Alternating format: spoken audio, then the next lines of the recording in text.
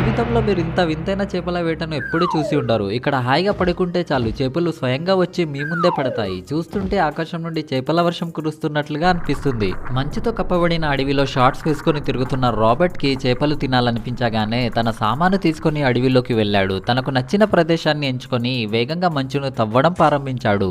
కొద్దిసేపట్లోనే మంచు గోడల మధ్య ఒక పెద్ద గుహలాంటి ఆశ్రయాన్ని నిర్మించాడు. బయట నుండి చూస్తే అది చిన్న ఇల్లులా కనిపించినా లోపల మాత్రం విశాలంగా సౌకర్యంగా ఉంటుంది.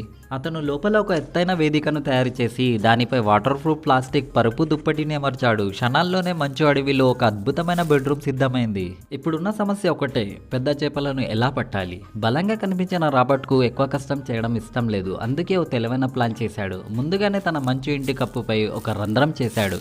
తర్వాత వలలు పైపులతో తయారు చేసిన ప్రత్యేక చేపల వేట పరికరాన్ని నది దగ్గర అమర్చాడు. చేపలు ఎక్కువగా సంచరించే చోట దాన్ని ఉంచడంతో ఒకేసారి చాలా చేపలు చిక్కుకునే అవకాశం ఏర్పడింది.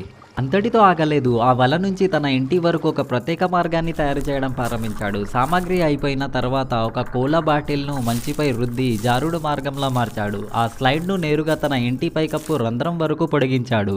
ఇప్పుడు అసలు మ్యాజిక్ మొదలైంది. నది వలలో చిక్కుకున్న చేపలు ఆ మంచు స్లైడ్పై జారుకుంటూ నేరుగా రాబర్ట్ ఇంట్లోకి చేరి అతని మంచం ముందే పడిపోవడం ప్రారంభించాయి.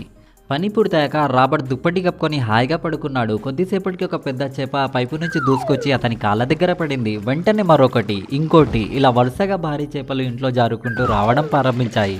కొద్ది నిమిషాల్లోనే అతని కాళ్ళ దగ్గర చేపల కొండ ఏర్పడింది. ఇంత సులభంగా ఇంత విచిత్రంగా చేపలు పట్టే విధానాన్ని చూసి రాబర్ట్ ఆనందంతో ఉప్పొంగిపోయాడు. వావ్! Like and subscribe.